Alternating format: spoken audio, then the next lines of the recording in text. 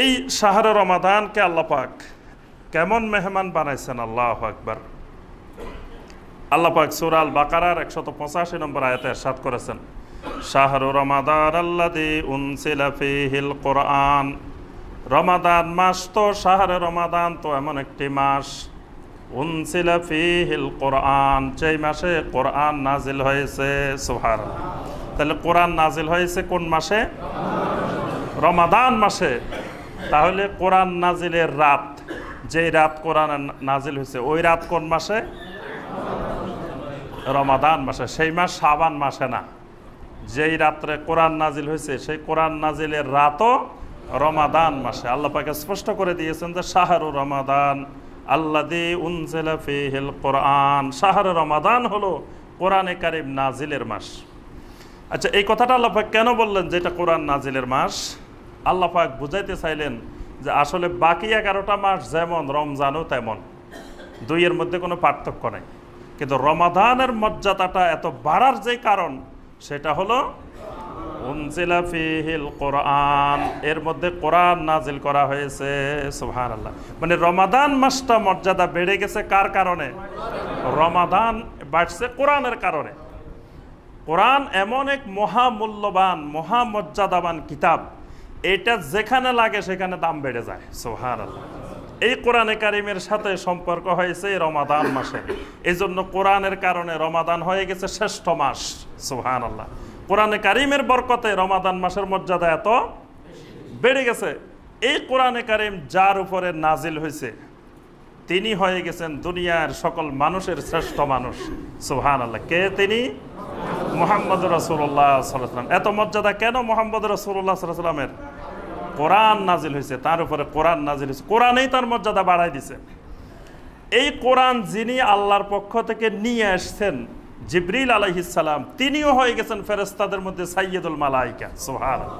জিবরাইলেরও আলাদা কোনো মর্যাদা নাই। মর্যাদা বাড়ছে কিসের কারণে? কোরআনের কারণে। তিনি কোরআন বহন করে নিয়ে আসছেন, এই জন্য কোরআনের কারণে জিবরিলেরও দাম বেড়ে গেছে। সুবহানাল্লাহ।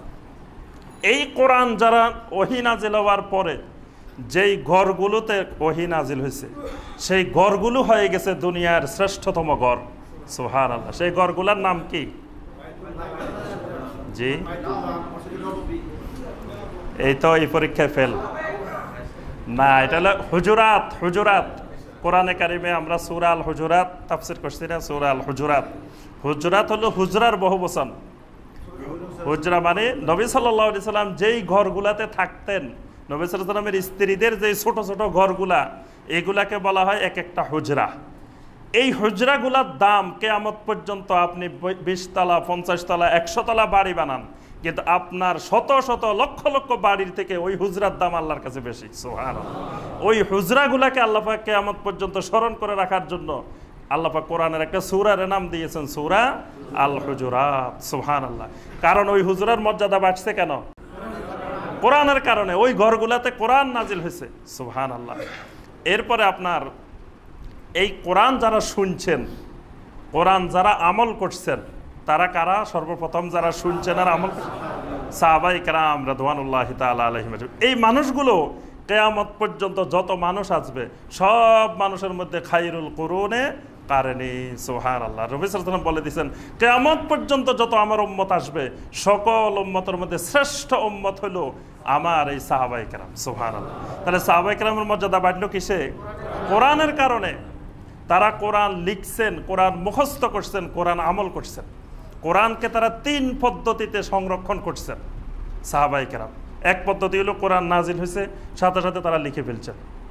আরেক পদ্ধতি হলো সাথে সাথে কিছু সাহাবী মুখস্থ করে ফেলছেন। আরেক পদ্ধতি হলো বাকিরা যারা লিখতেও পারেন নাই, যারা মুখস্থও করতে পারেন নাই, তারা সাথে সাথে আমলের মধ্যে লাগাই দিয়েছেন। সুবহানাল্লাহ।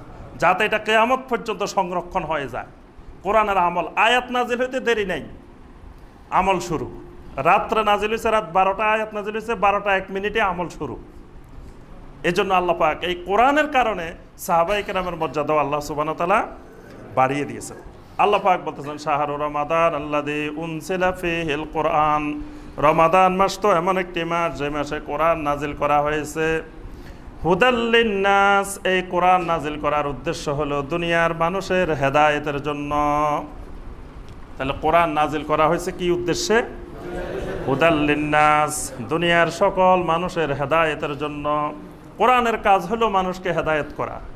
তাহলে কোরআনে কারিম সুন্দর করে প্যাকেট করে ঘরের মধ্যে সংরক্ষণ করার জন্য নাজিল হয়েছে? কোরআনে কারিম মসজিদের মধ্যে ঘুণে ধরার জন্য নাজিল হয়েছে? আজকে কোরআনে কারিম সবচেয়ে অসহায় আমাদের এই বাঙালি জাতির কাছে, সবচেয়ে অসহায়। মসজিদে মসজিদে কোরআনে কারিমের দুর্দশা আমরা সবাই প্রতিনিয়ত দেখতেছি, কিন্তু কারো অন্তরে কোরআনের মহব্বত নাই।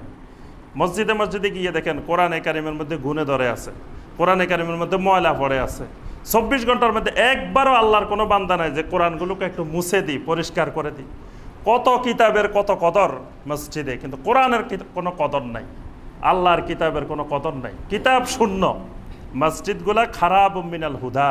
নবী সাল্লাল্লাহু আলাইহি ওয়াসাল্লাম বলছেন কিয়ামতের আগে মসজিদ হবে অনেক উন্নত, কিন্তু হেদায়েত শূন্য। এগুলোর মধ্যে হেদায়েত থাকবে না, কারণ এগুলোর মধ্যে কোরআন চর্চা থাকবে না। কোরআন চর্চা যেখানে নাই সেখানে হেদায়েত নেই। দুনিয়ার যত কিতাব চর্চা করেন, যদি কোরআন চর্চা না থাকে সেখানে হেদায়েত নাই, কারণ হেদায়েতের মূল কিতাবে হলো হুদাল লিন্নাস। কোরআন হলো হেদায়েতের মূল কিতাব। আরেকটা কি করবে কোরআন? ওয়া বায়্যানাত মিনাল হুদা, হেদায়েতকে কোরআন স্পষ্ট করে দিবে, মানে কোনো লুকায়িত কিছু নাই। বান্দার জন্য যা কিছু হেদায়েতের দরকার সব আল্লাহ পাক কোরআনে কারিমের মধ্যে বায়্যানাত করে দিয়েছেন, স্পষ্ট করে দিয়েছেন। ওয়াল ফুরকান, এবং কোরআনে কারিম এমন এক কিতাব যেটা ফরক করে দিবে। ফরক করা মানে, ফরক তো আপনারাও বুঝেন, ফরক মানে কি? পার্থক্য করা, মানে কোনটা হক কোনটা বাতিল, কোনটা দিন কোনটা রাত, কোনটা অন্ধকার কোনটা নূর, এটাকে আলাদা করে দিবে কে? কোরআন। এই জন্য আল্লাহ পাক বলেছেন ওয়াল ফুরকান। এটাকে আমি শুধু কোরআন বানিয়ে নাজিল করি না, এটাকে ফুরকানও বানাই দিছি। সুবহানাল্লাহ। তাহলে আল্লাহ পাক এই উদ্দেশ্যগুলো নিয়ে এই মাহে রমাদানে কোরআন নাজিল করছেন।